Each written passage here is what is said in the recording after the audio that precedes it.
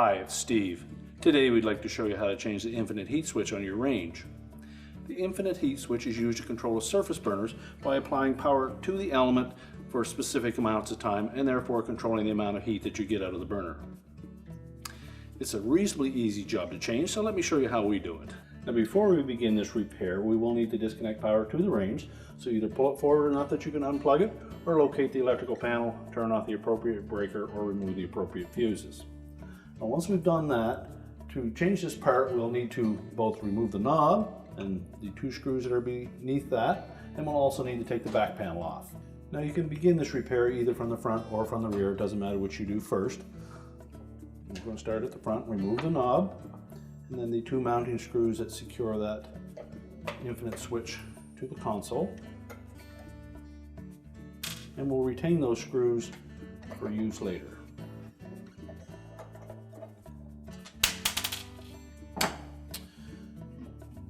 That'll free that control up, so we'll now go to the back and we'll remove that back panel.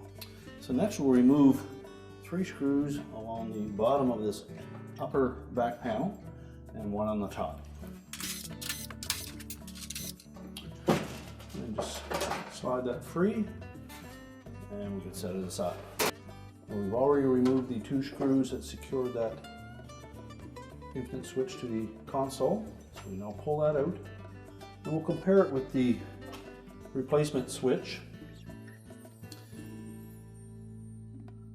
You'll note that there are a couple of extra terminals on this particular model, so we'll need to exchange wire for wire to the terminals that are marked on the back of the control. So we'll start with the one on the right hand side here. It is marked terminal 2. We'll just pull that off. Locate terminal 2 on this control and reattach. Just continue to do that with each of the wires on the control. And we should also look carefully at those terminals, and if any are showing signs of arcing or corrosion, you'll need to replace them.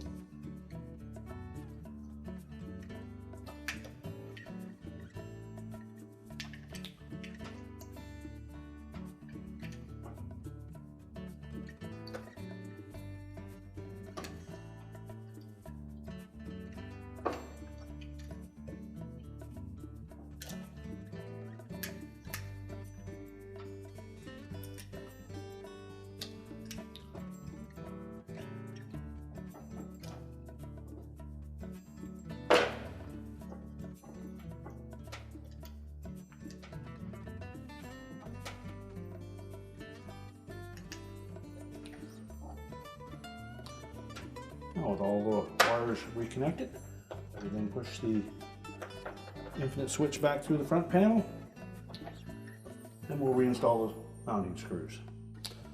So now we need to secure that control to the front panel.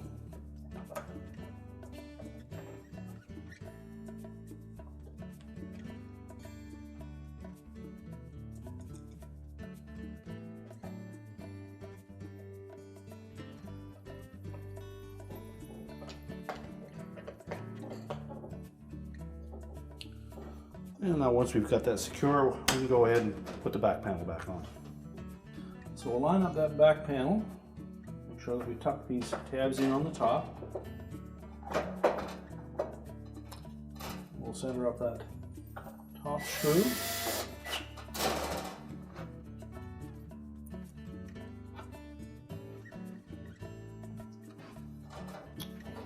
And then reattach the rest.